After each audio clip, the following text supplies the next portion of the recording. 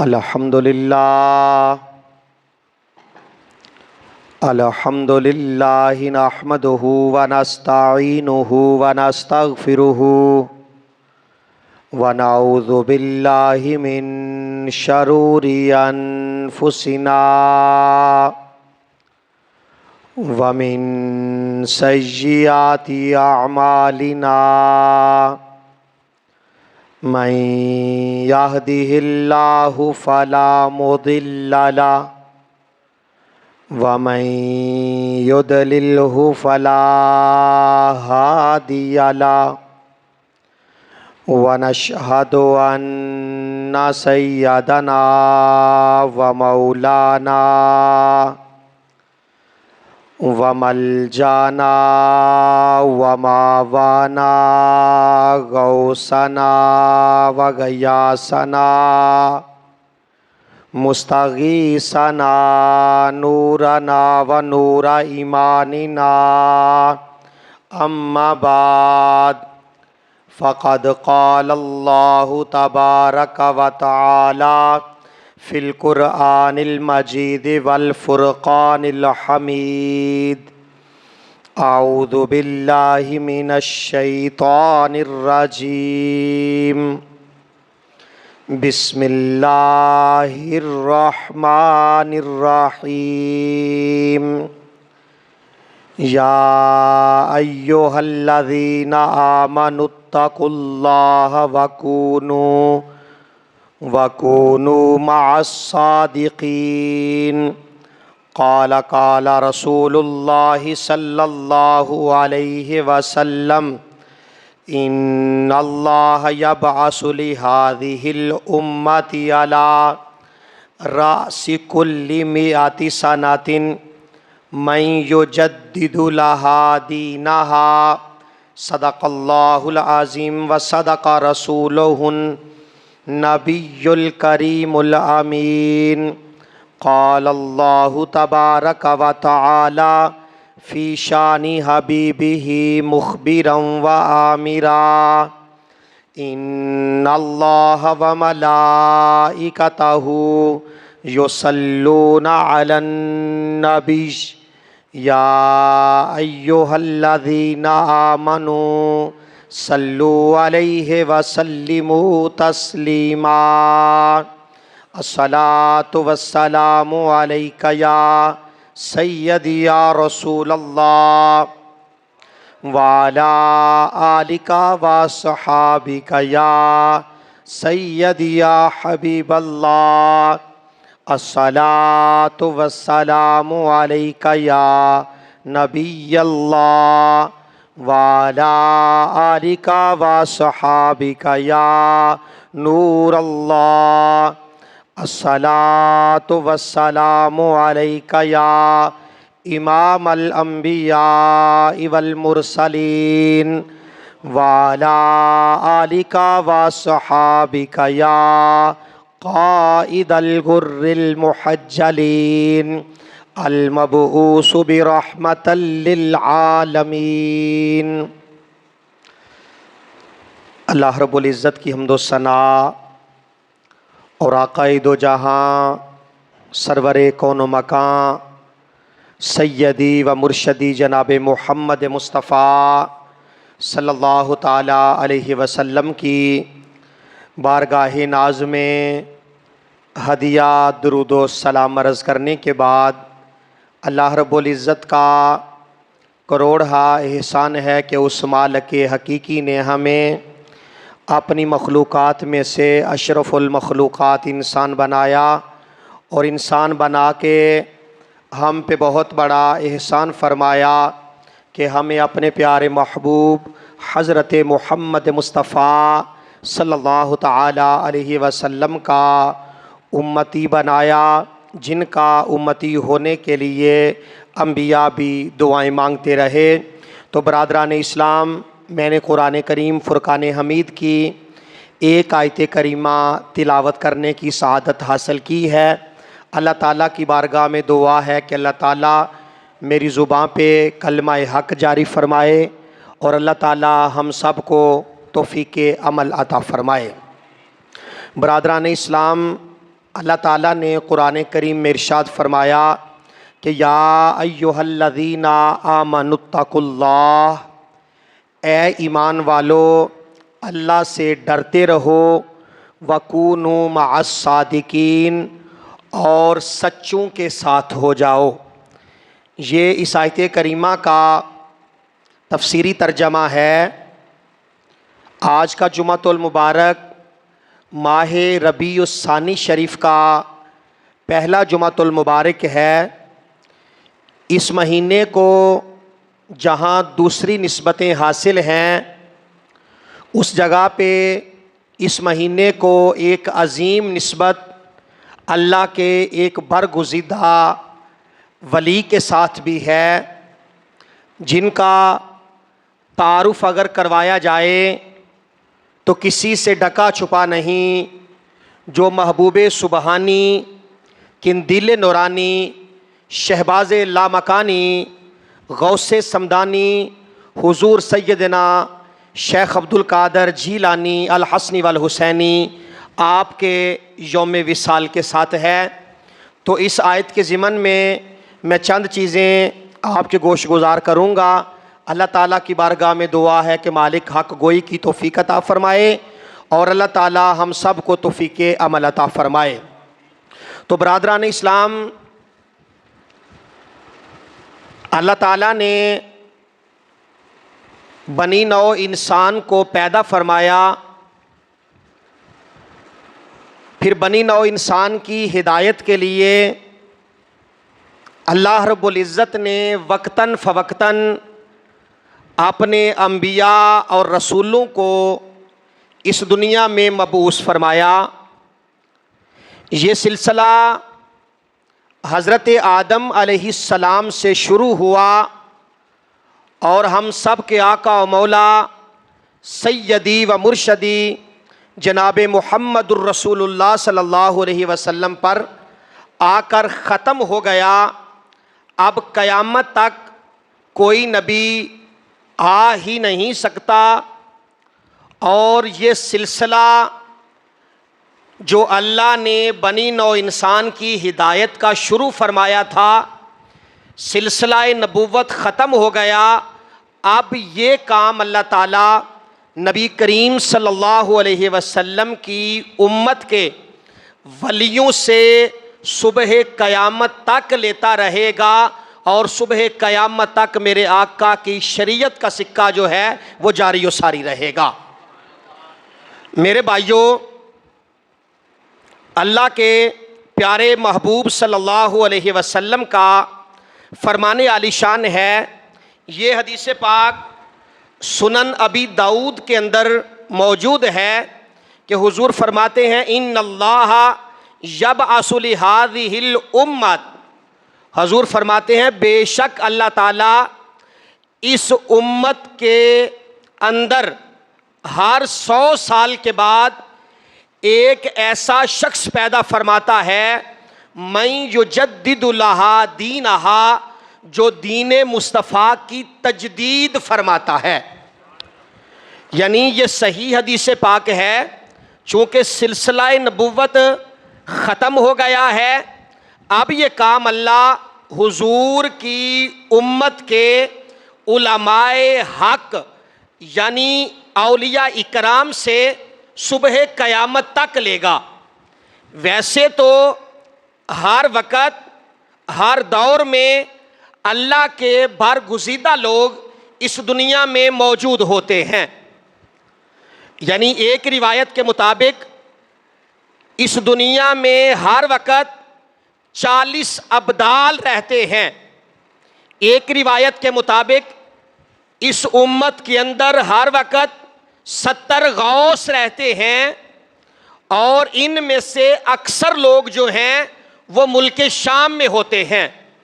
محدثین اکرام فرماتے ہیں جس طرح یہ دنیا کا نظام آفیسرز چلاتے ہیں، اسی طرح ایک روحانی نظام ہے جس کو اللہ کے ولی چلاتے ہیں۔ یعنی جس طرح قرآن کا ظاہر شریعت مصطفیٰ ہے، اور قرآن کا باطن جو ہے وہ طریقت کا بہترین پہلو ہے۔ تو میرے بھائیوں، آج انہی ہستیوں میں سے جن کو اللہ تعالیٰ ہر صدی کے آخر میں پیدا فرماتا ہے، جس کے ساتھ اللہ سرکار کے دین کی تجدید فرماتا ہے، اس کا مطلب یہ ہے کہ پوری صدی کے اندر اگر دین پر کوئی گرد و غبار آ جائے، کوئی بد عقیدگی آ جائے، معاملات کی خرابی آ جائے، تو اللہ ایسے شخص کو پیدا فرماتا ہے جو دین کی تجدید فرماتا ہے۔ اس کو جس محاذ پہ بھی دیکھا جائے وہ برسر پیکار نظر آتا ہے، اور کفر کا، الہاد کا، بدعقیدگی کا اور دین کی تجدید کا اللہ تعالیٰ اس سے کام لیتا ہے۔ انہی شخصیات میں سے ایک شخصیت حضور غوث سمدانی پیر جیلانی سیدنا شیخ عبد القادر جیلانی الحسنی والحسینی آپ کی ذات بابرکات ہے۔ بہت سارے لوگوں کے ذہن میں ہے کہ حضور غوث اعظم ایک حجرے میں بیٹھے ایک بابا جی کا نام ہے۔ میرے بھائیوں، یہ ہمارا سوچنا غلط ہے۔ اگر حضور غوث اعظم کو دیکھا جائے تو آپ جب خطاب فرماتے تو ایک وقت میں 13 علوم پر آپ خطاب فرمایا کرتے تھے۔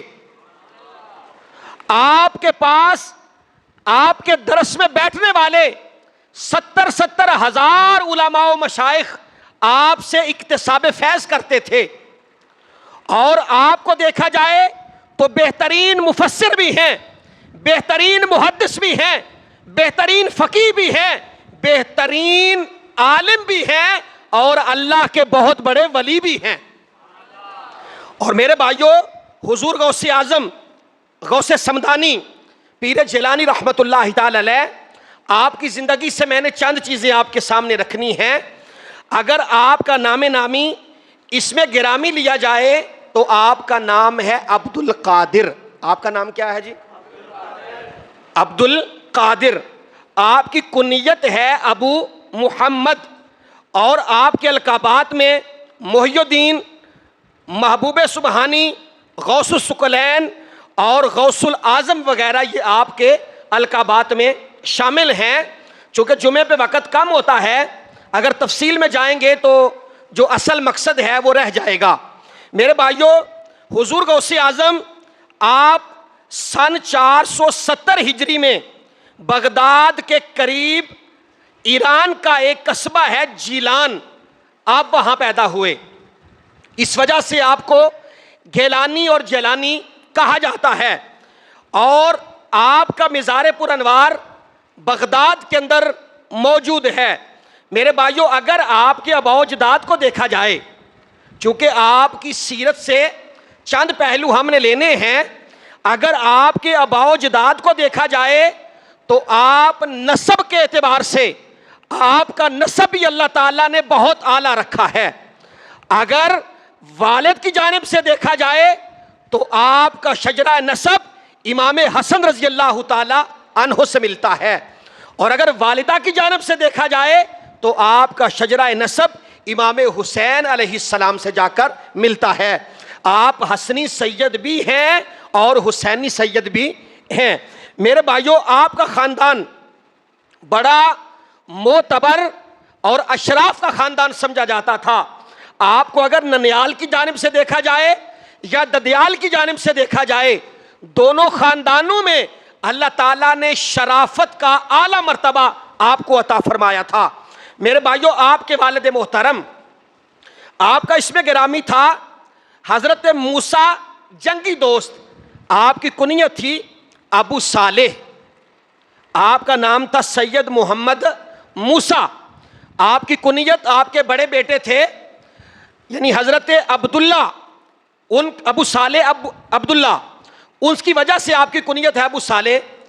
آپ کے والد محترم سید محمد موسیٰ، آپ کا لقب تھا جنگی دوست۔ یہ جنگی دوست کیوں لقب تھا؟ میرے بھائیوں، حضرت شیخ عبد القادر جیلانی کے والد محترم سید موسیٰ جنگی دوست رحمت اللہ تعالی علیہ، آپ ایک دفعہ سفر کر رہے تھے یا اپنے گھر سے باہر نکلے تو چند لوگوں کو دیکھا جو اپنے سر پہ مٹی کے مٹکے اٹھائے ہوئے شراب کے بھرے وہ جا رہے تھے۔ آپ نے پوچھا کہ بھائیو اس مٹکے کے اندر کیا ہے؟ وہ کہنے لگے کہ جناب یہ بادشاہ کا سامان ہے۔ آپ اس کی بدبو سے سمجھ تو گئے کہ یہ ناپاک شراب ہے۔ آپ نے فرمایا اس میں کیا ہے؟ وہ کہنے لگے بابا جی یہ بادشاہ کا سامان ہے، آپ کو اس سے کیا غرض؟ ہم تو ویسے جمہوری ملک میں رہتے ہیں، جس گاڑی کے اوپر سبز رنگ کا جھنڈا لگا ہوا ہو اسے کوئی روک ہی نہیں سکتا، اور اگر کوئی روک بھی لے تو ہم نے سینکڑوں مرتبہ دیکھا کہ اس کو گاڑی کے نیچے کچل دیا جاتا ہے اور روکنے والے کا کوئی پوچھنے والا ہی نہیں ہوتا۔ المختصر حضرت شیخ عبد القادر جیلانی کے والد محترم نے پوچھا کہ اس میں کیا ہے؟ وہ کہنے لگے اس میں بادشاہ کا سامان ہے۔ آپ کے ہاتھ میں عصا تھا، ڈنڈا تھا، آپ نے زور سے مارا، وہ مٹی کا مٹکا ٹوٹ گیا، شراب گر گئی، 3 مٹکے تھے، تینوں شراب جو تھی اس کو بہا دیا۔ وہ تینوں بندے بادشاہ کے پاس گئے اور جا کر کہنے لگے کہ اے بادشاہ، سید محمد موسیٰ نے بادشاہ کا سامان جو تھا اسے ضائع کر دیا۔ بادشاہ نے کہا انہیں بلایا جائے۔ جب بلایا گیا تو آپ بادشاہ کے دربار میں کھڑے تھے۔ بادشاہ بڑے تیش میں تھا، غصے میں تھا، کبھی ادھر آتا کبھی ادھر جاتا اور پوچھتا کہ آپ نے یہ میرا سامان ضائع کیوں کیا؟ آپ فرمانے لگے میں محتسب ہوں۔ میں کون ہوں جی؟ محتسب، حساب لینے والا ہوں۔ وہ کہنے لگا بادشاہ میں ہوں، آپ کو حساب لینے والا کس نے مقرر کیا؟ جب یہ بات کی تو آپ فرمانے لگے اے بادشاہ، تو پوچھتا ہے کہ مجھے محتسب کس نے مقرر کیا؟ مجھے میرے رب نے محتسب مقرر فرمایا ہے۔ اس نے کہا کیسے؟ فرمایا میرے رب نے قرآن میں ہمیں حکم ارشاد فرمایا ہے کہ ایمان والو نیکی کا حکم دو اور برائی سے منع کرو۔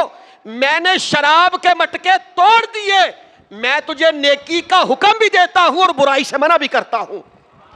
وہ بادشاہ بڑے غصے میں تھا، اچانک بیٹھ گیا اور سوچنے لگا اور کہنے لگا اے موسیٰ جنگی دوست، مجھے یہ تو بتا، اس میں 2 باتیں تو تھیں، امر بالمعروف بھی تھا، نہی عن المنکر بھی تھا، کیا میرے لیے کوئی اور بات بھی تھی؟ آپ فرمانے لگے ہاں تیرے لیے اور بات بھی تھی، تو مسلمان ہے اور میں نہیں چاہتا کہ کوئی مسلمان جہنم میں جلے۔ میں تیرے ساتھ ہمدردی کرتے ہوئے میں نے شراب کو ضائع کر دیا تاکہ کوئی شراب پی کر برا عمل نہ کرے اور برے عمل کی وجہ سے وہ جہنم میں نہ چلا جائے۔ بادشاہ تھوڑی دیر سوچنے کے بعد کہنے لگا کہ اے سید موسیٰ جنگی دوست، میں تجھے محتسب بناتا ہوں، آپ لوگوں کو تو حکومتی معاملات کے اندر ہونا چاہیے۔ آپ نے فرمایا تو کون ہوتا ہے محتسب مجھے بنانے والا؟ میرے رب نے مجھے محتسب بنایا ہے، اور جو اللہ کا کام کرنے والا ہو اسے مخلوق کی نوکری کرنے کی کیا ضرورت ہے؟ میرے بھائیو، حضرت موسیٰ جنگی دوست رحمت اللہ تعالی علیہ یہ شیخ عبد القادر جیلانی کے والد محترم تھے۔ میرے بھائیو، اگر ہم اس زمانے میں دیکھیں تو اس زمانے میں نیکی کا حکم کرنے کا رواج تو عام ہے کہ ہر بندہ نیکی کی دعوت دیتا ہے کہ بھائی نیکی کریں، نیکی کی راہوں پہ چلیں، لیکن برائی سے منع کوئی نہیں کرتا، کیونکہ یہ شدت پسندی کا دور ہے۔ برائی سے منع نہ کرنا میرے بھائیو یہ ہمارے ایمان کا حصہ ہے، یعنی برائی کو دیکھنا میرے اور آپ کے آقا مولا کی صحیح حدیث سے پاک ہے، حضور فرماتے ہیں اگر کوئی بندہ برائی کرتا ہے تو ایمان کا اعلیٰ تقاضا یہ ہے کہ اسے اپنے ہاتھ سے روکا جائے۔ کس سے روکا جائے جی؟ ہاتھ سے روکا جائے۔ اگر ہاتھ سے نہیں روک سکتے تو زبان سے روکا جائے، اگر زبان سے نہیں روک سکتے تو کم از کم اسے دل میں برا ضرور جانا جائے. یہ ایمان کا سب سے نیچے والا درجہ ہے. میرے بھائیوں، میں اور آپ جس زمانے میں جی رہے ہیں، ہر بندہ نیکی کی دعوت تو دیتا ہے لیکن برائی سے منع کیوں نہیں کرتا؟ اور اگر ہم برائی کو برائی نہیں سمجھتے یا حرام کو حلال سمجھتے ہیں تو میرے بھائیوں، علماء نے لکھا ہے کہ ہمیں سوچنا ہوگا کہ جو بندہ گناہ کو گناہ نہ سمجھے، حرام کو حرام نہ سمجھے، اسے سوچنا ہوگا کہ وہ دائرہ اسلام سے خارج ہو گیا ہے. اسے غور و فکر کرنا ہوگا. تو میرے بھائیوں، آپ کے والد محترم ایک دفعہ روزہ رکھا ہوا تھا. دریائے دجلہ کے کنارے آپ چل رہے تھے. چلتے چلتے افطاری کا وقت ہو گیا. پانی کے اوپر تیرتا ہوا ایک بڑا خوبصورت سیب آیا. آپ نے وہ سیب پکڑا. افطاری کا وقت ہو گیا. جناب نے اس سیب کے ساتھ افطاری کر لی. جب افطاری کر لی تو دل میں خیال آیا کہ میں تو اس سیب کا مالک نہیں تھا. میں نے یہ سیب کیوں کھا لیا؟ اور اگر میں نے کھا لیا ہے تو مجھے سوچنا ہوگا کہ یہ سیب کس کا ہے، اس سے جا کے معافی مانگنا ہوگی. یعنی ہم صرف واقعات سنتے ہیں. اس واقعے کے اندر ہمارے لیے سوچنے والی بات یہ ہے کہ آپ نے دریا میں تیرتا ہوا سیب پکڑا اور پکڑ کر کھا لیا. سمجھ آ رہی ہے جی بات کی؟ دریا میں آتا ہوا سیب پکڑا اور پکڑ کر کھا لیا. آج یار ہمارے معاشرے کے اندر بہت سارے لوگ ایسے ہیں. میں بھی اپنے گریبان میں جھانکوں، آپ بھی اپنے گریبان میں جھانکیں کہ کتنے بھائی ہیں جو اپنے بھائیوں کا حق کھا جاتے ہیں. کتنے لوگ ہیں جو لوگوں کی زمینوں پہ قبضہ کر کے بیٹھے ہیں. کتنے ایسے لوگ ہیں جنہوں نے اپنے بھائیوں کے ساتھ، اپنے والدین کے ساتھ، اپنے چچاؤں کے ساتھ دھوکہ کیا اور دھوکہ کر کے زمینیں اپنے نام لگوا لی.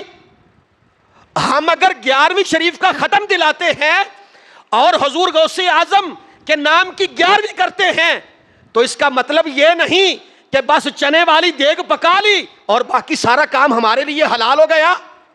اسلام قطر اس بات کا درس نہیں دیتا. آپ نے فرمایا کہ میں پریشان ہوں کہ میں نے سیب کھا لیا، اس کا مالک کون ہے؟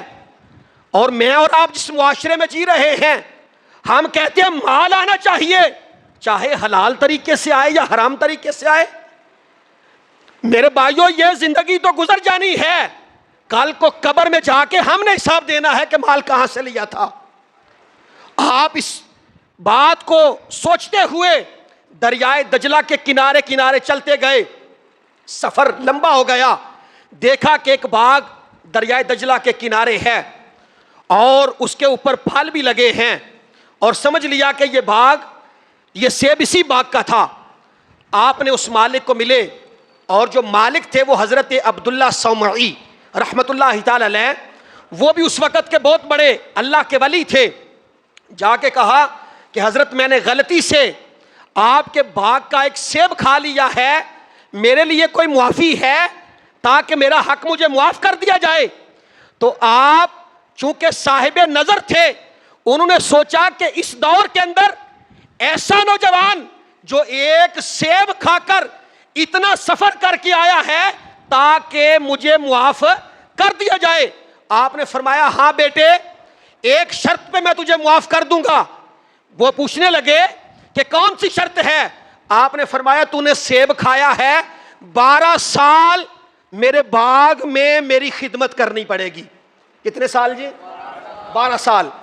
کیونکہ وہ جانتے تھے کہ اگر حقوق العباد کے اندر کوئی کمی ہو جائے تو اس وقت تک معاف نہیں ہوتی جب تک وہ خود بندہ معاف نہ کرے. حقوق اللہ تو اللہ کی مرضی ہے، وہ جب چاہے جسے چاہے معاف فرما دے، لیکن حقوق العباد اللہ معاف نہیں فرمائے گا. جس کے ساتھ نا انصافی کی ہوگی، جس کے ساتھ زیادتی کی ہوگی، اسی کو میرے بھائیوں اس کا بدلہ چکانا پڑے گا. آپ نے فرمایا 12 سال خدمت کرنا پڑے گی. آپ نے فرمایا ٹھیک ہے کہ دنیا میں میں خدمت کر لیتا ہوں، میرے پیٹ میں حرام کا لقمہ نہ چلا جائے. 12 سال خدمت کرتے رہے. جب 12 سال مکمل ہو گئے تو عرض کیا کہ حضور میرے 12 سال مکمل ہونے والے ہیں، آپ شفقت فرمائیں اور مجھے واپس جانے دیں۔ آپ نے فرمایا بیٹے آپ کے 12 سال تو پورے ہو گئے ہیں، ایک شرط میری اور بھی ہے۔ آپ نے فرمایا بتائیں وہ کون سی شرط ہے؟ چونکہ میں معافی لینے کے لیے آیا ہوں، جب بندہ معافی مانگنے چلا جائے تو پھر ضد اور اکڑ کیا؟ آپ نے فرمایا بتائیں۔ وہ فرمانے لگے کہ اے بیٹے میری ایک بیٹی ہے جو زبان سے بول نہیں سکتی، آنکھوں سے دیکھ نہیں سکتی، ہاتھ سے پکڑ نہیں چل سکتی اور پیروں سے وہ چل نہیں سکتی، وہ ہر قسم سے مطلب مفلوج ہے، اور بیٹے تجھے اس کے ساتھ نکاح کرنا ہے۔ آپ نے تھوڑی دیر کے لیے توقف کیا اور پھر عرض کیا کہ حضور جیسا آپ کی مرضی۔ نکاح ہو گیا۔ جب نکاح ہوا تو آپ اپنے کمرے کے اندر گئے، جب جا کر اپنی زوجہ یعنی اس خاتون کو دیکھا جو بالکل صحیح سلامت تھی تو فوراً واپس آ گئے۔ آ کے عرض کیا حضور اندر آپ کی بیٹی موجود نہیں ہے، تو آپ فرمانے لگے اے میرے بیٹے وہ اندر میری بیٹی ہی موجود ہے، لیکن جو میں نے کہا تھا وہ دیکھ نہیں سکتی، وہ بول نہیں سکتی، وہ پکڑ نہیں سکتی، وہ چل نہیں سکتی، اس کی تعبیر بیٹے میں تجھے خود بتاتا ہوں۔ جب آپ نے فرمایا کہ میں خود بتاتا ہوں تو آپ نے فرمایا حضور بتائیے۔ آپ نے فرمایا ہے وہ میری بیٹی، وہ دیکھ نہیں سکتی۔ اس کا مطلب یہ ہے کہ ساری زندگی میری بیٹی نے نامحرم کو نہیں دیکھا۔ کہیں ذرا سبحان اللہ۔ نامحرم جو ہے غیر محرم اس کو نہیں دیکھا۔ میرے بھائیوں میرے اور آپ کے آقا مولا ایک دن تشریف فرما تھے۔ آپ نے میرے صحابہ سے اپنے صحابہ سے پوچھا میرے صحابہ بہترین عورت کون سی ہے؟ صحابہ نے عرض کیا حضور جو 5 وقتہ نماز پڑھتی ہے، قرآن کی تلاوت کرتی ہے، گھر میں رہتی ہے، اپنے شوہر کی فرما بردار ہے، یعنی ساری باتیں کی۔ لیکن حضور نے فرمایا تمہاری باتیں ٹھیک ہیں لیکن تم میرے مطلب کو نہیں پہنچے۔ جب یہ بات کی تو حضرت علی شیر خدا کرم اللہ تعالی وجہ الکریم آپ کا دروازہ مسجد نبوی کے اندر کھلتا تھا۔ آپ صحابہ میں سے اٹھے اور اپنے گھر چلے گئے، جا کر سیدہ طیبہ طاہرہ سیدہ خاتون جنت سلام اللہ علیہا سے پوچھا کہ اے فاطمہ میرے آقا نے یہ سوال پوچھا ہے کہ اللہ تعالیٰ کو سب سے پسند کون سی عورت ہے اور کون سی عورت ہے جو اللہ کو بہت زیادہ اچھی لگتی ہے؟ تو آپ نے فرمایا علی یہ کون سی سوچنے والی بات ہے؟ آپ نے فرمایا سارے صحابہ نے جواب دیے لیکن حضور فرماتے تم میری مراد کو نہیں پہنچے۔ تو سیدہ خاتون جنت فرمانے لگی علی سرکار سے کہو کہ بہترین عورت وہ ہے کہ نہ اسے کسی غیر محرم نے دیکھا ہو نہ اس نے کسی غیر محرم کو دیکھا ہو۔ یعنی ایک تو یہ ہے کہ اسے کوئی غیر محرم نہ دیکھے، آپ نے فرمایا بہترین عورت وہ ہے کہ اس نے بھی کسی غیر محرم کو نہ دیکھا ہو۔ تو میرے بھائیوں آپ نے فرمایا میری بیٹی دیکھ تو سکتی تھی لیکن میری بیٹی نے کبھی غیر محرم کو نہیں دیکھا۔ دوسرا فرمایا میری بیٹی کے پیر جو چل نہیں سکتی تھی، میری بیٹی کے پیر کبھی بھی خدا کے حکم اور رسول اللہ کے حکم کے خلاف نہیں چلے، اور میری بیٹی کا ہاتھ کبھی بھی شریعت مطہرہ سے باہر نہیں گیا۔ تو میرے بھائیوں پھر جب آپ کا نکاح ہو گیا تو پھر اللہ نے جب اولاد عطا فرمائی تو اولاد حضور غوث اعظم کی شکل میں عطا فرمائی۔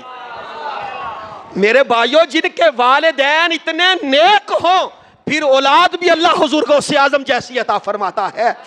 میرے بھائیوں آج ہم چاہتے ہیں کہ یار ہماری اولاد نیک ہو، ان کی سیرت اچھی ہو، ان کا کردار اچھا ہو، لیکن ہم نہ تو ان کی تربیت کرتے ہیں اور نہ انہیں رزق حلال کھلاتے ہیں۔ اگر اپنی اولاد کو رزق حلال کھلائیں گے، ان کی تربیت کریں گے تو پھر اولاد بھی نیک سیرت پیدا ہوگی۔ میرے بھائیوں قرآن شاہد ہے کہ اگر ماں باپ نیک ہوں، ماں باپ نیک ہوں تو اللہ اولاد کو فائدہ عطا فرماتا ہے، اور اگر اولاد نیک ہو تو اللہ صبح قیامت تک والدین کو فائدہ عطا فرماتا ہے۔ قرآن میں حضرت موسیٰ علیہ السلام اور خضر علیہ السلام کا واقعہ بڑا لمبا ہے اور تفصیل کے ساتھ موجود ہے، اس کا ایک تھوڑا سا حصہ میں آپ کے سامنے رکھتا ہوں کہ حضرت موسیٰ علیہ السلام اور خضر علیہ السلام جب آپ نے سفر کیا، کشتی کو عیبناک کیا، ایک بچے کو قتل کیا، اس کے بعد آپ ایک گاؤں میں گئے، جا کر ان کی دیوار گر رہی تھی، انہیں کہا کہ ہمیں کوئی چائے پانی کھانا شانا، انہوں نے ما لم یضیفہما، انہوں نے انہیں کچھ نہ دیا کھانے کے لیے۔ جب آنے لگے تو ان کی ایک دیوار گر رہی تھی، حضرت خضر علیہ السلام نے ہاتھ پھیرا، اللہ نے دیوار کو ٹھیک فرما دیا، دیوار ٹھیک ہو گئی۔ حضرت موسیٰ علیہ السلام نے عرض کیا کہ اے خضر علیہ السلام، انہوں نے ہماری مہمان نوازی بھی نہیں کی، ہمیں پانی تک نہیں پوچھا، اور آپ نے ان کی گرتی ہوئی دیوار کو سیدھا فرما دیا۔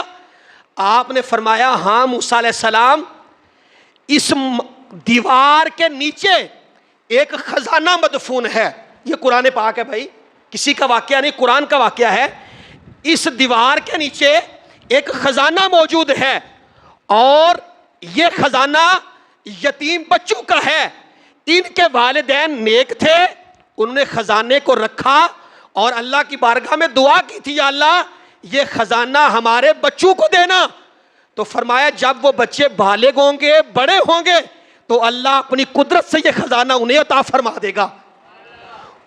حدیث پاک اور تفاسیر میں علماء نے لکھا ہے کہ وہ جو ان کے والدین تھے 3 نسلیں یا 7 نسلیں پیچھے تھے، میرے بھائیوں اگر 7 نسلیں پہلے والدین نیک ہوں تو اللہ 7 نسلوں کے بعد بھی ان کا فیض عطا فرماتا رہتا ہے، اور اگر اولاد نیک نکل آئے تو میرے بھائیوں صبح قیامت تک اللہ تعالیٰ والدین کو اس کا اجر و ثواب عطا فرماتا رہتا ہے۔ میرے بھائیوں حضور غوث اعظم پیر جیلانی رحمت اللہ تعالی علیہ، آپ جب بڑے ہوئے، نوجوانی کا عالم تھا تو آپ نے پڑھنا لکھنا شروع کر دیا۔ ایک دن آپ باہر نکلے تو بچے بیل کے ساتھ کھیل رہے تھے، بچڑے کے ساتھ کھیل رہے تھے، یعنی کچھ تو نوجوان بیٹھے ہیں اور کچھ بڑے بھی بیٹھے ہیں، انہیں پتہ ہے کہ جب بچوں کے ہاتھ کو چیز لگ جائے تو وہ توبہ کروا دیتے ہیں۔ اس بیل کے ساتھ بچے کھیل رہے تھے، اور حضور شیخ عبد القادر جیلانی رحمت اللہ تعالی علیہ آپ فرماتے ہیں کہ میں بھی بچوں کے ساتھ شامل ہوا، جب میں نے اس بچڑے کی دم کو پکڑا تو بچڑے نے مڑ کر میری طرف دیکھا اور دیکھ کر فرمایا کہ عبد القادر میرے رب نے تجھے اس لیے پیدا نہیں فرمایا تھا۔ کہتا میں بچہ تھا، ڈر گیا، بھاگتا ہوا گھر آیا کہ پہلی دفعہ کسی جانور کو بات کرتے ہوئے دیکھا۔ کہتا میں ڈرتا ہوا گھر کی چھت پہ چڑھ گیا، جب میں گھر کی چھت پہ چڑھا تو اللہ نے حجابات اٹھا دیے، حج کے دن تھے، میں نے سیدھا میدان عرفات میں دیکھا جہاں لوگ تلبیہ پڑھ رہے تھے، ارکان حج ادا کر رہے تھے۔ کہتے میں بھاگتا ہوا نیچے آ گیا، اپنی والدہ سے آ کے سارا ماجرا بیان کیا تو والدہ نے کہا بیٹے علم دین حاصل کرنے کے لیے بغداد چلے جاؤ۔ اب میں یہاں رک کر آپ کو ایک بات بتانا چاہتا ہوں، چونکہ یہ سوشل میڈیا کا دور ہے اور کوئی بات کر دی جائے تو باہر جا کر لوگ طرح طرح کی باتیں کرتے، بھائی قصے کہانیاں ہمیں سنا دیں کہ کبھی جانور بھی بات کرتے ہیں۔ جامع المعجزات کے اندر حدیث پاک ہے کہ میرے اور آپ کے آقا مولا کا صحیح فرمان موجود ہے۔ آپ فرماتے ہیں کہ ایک بندہ بیل کے اوپر بیٹھا ہوا تھا، بیل کے اوپر بیٹھا ہوا تھا، اس بیل نے اس بندے سے کہا، وہ بیل کہنے لگا او اللہ کے بندے، اللہ نے مجھے کھیتی باڑی کے لیے پیدا فرمایا ہے، اللہ تعالیٰ نے سواری کے لیے اونٹ اور گھوڑے کو پیدا کیا ہے، عجیب آدمی ہے تو میرے اوپر بیٹھ گیا۔ وہ بندہ پریشان ہو گیا اور کہنے لگا عجیب بات ہے کہ بچڑے اور بیل بھی بولتے ہیں۔ وہ بیل آگے سے کہنے لگا میں تجھے اس سے عجیب بات نہ بتاؤں؟ وہ کہنے لگا بتاؤ۔ وہ کہنے لگا نبی آخر الزمان مدینہ منورہ میں آ گئے ہیں اور ابھی تک تو کلمہ پڑھ کے مسلمان نہیں ہوا۔ وہ جب بھاگتا ہوا مدینہ منورہ آیا تو میرے آقا سامنے کھڑے تھے. میرے آقا دیکھ کر مسکرانے لگے اور وہ حضور کی بارگاہ میں حاضر ہوا. آپ نے فرمایا چلا آجا کلمہ پڑھ لے, مجھے پتا ہے تجھے کس نے بھیجا ہے. میرے بھائیوں, حضور غوث اعظم پیر جیلانی رحمت اللہ تعالی علیہ, آپ علم دین سیکھنے کے لیے اپنے گھر بار, والد پہلے وصال کر گئے تھے, والدہ کو چھوڑ کر, روایات میں نے ابھی گنیت الطالبین میں پڑھا ہے کہ آپ کی والدہ نے جب آپ کو رخصت کیا اور فرمایا بیٹے قیامت تک میں عبد القادر کو نہ دیکھ سکوں گی, قیامت کے دن بیٹے میری تیری ساتھ ملاقات ہوگی. آپ علم دین سیکھنے کے لیے جیلان سے چلے اور بغداد کی طرف آئے. یہ اس دور کے پیروں کے لیے لمحہ فکریہ ہے کہ یار آج ہر پیر کا بیٹا پیر ہے, اور وہ سمجھتے ہیں کہ ہر پیر کے گھر پیدا ہونے والا بیٹا وقت کا غوث ہے. میرے بھائیوں, اگر ہر پیر کے گھر پیدا ہونے والا بیٹا غوث ہوتا تو حضور غوث اعظم باپ کی طرف سے حسنی تھے, والدہ کی طرف سے حسینی تھے, اعلیٰ گھرانے میں پیدا ہوئے تھے, لیکن پھر بھی آپ علم دین حاصل کرنے کے لیے گھر سے نکلے تھے. اور آج کہتے ہیں علم دین سیکھنے کی ضرورت ہی کوئی نہیں ہے. میرے بھائیوں, میں اکثر کہا کرتا ہوں اپنی اولاد کو جدید علوم جتنے مرضی سکھائیں, اسلام قطعاً منع نہیں کرتا. ڈاکٹر بنائیں, انجینئر بنائیں, سائنٹسٹ بنائیں, وکیل اور جج بنائیں اپنی اولاد کو. میرے بھائیوں, اپنی اولاد کو دین اتنا ضرور سکھائیں کہ کل کو جب ہماری میت سامنے ہو تو بیٹے کو نماز جنازہ ضرور آتی ہو. میرے بھائیوں, سوچنے کا مقام ہے. آپ علم دین حاصل کرنے کے لیے گھر سے نکلے, واقعات آپ نے سماعت کر رکھے ہیں. آپ نے فرمایا بیٹے جھوٹ نہیں بولنا. کیا فرمایا؟ جھوٹ نہیں بولنا. راستے میں لوگ لوٹ رہے تھے, سب سے مال لے لیا. اس سے پوچھا کہ بھائی تیرے پاس کیا ہے؟ وہ کہنے لگے میرے پاس 40 دینار ہیں.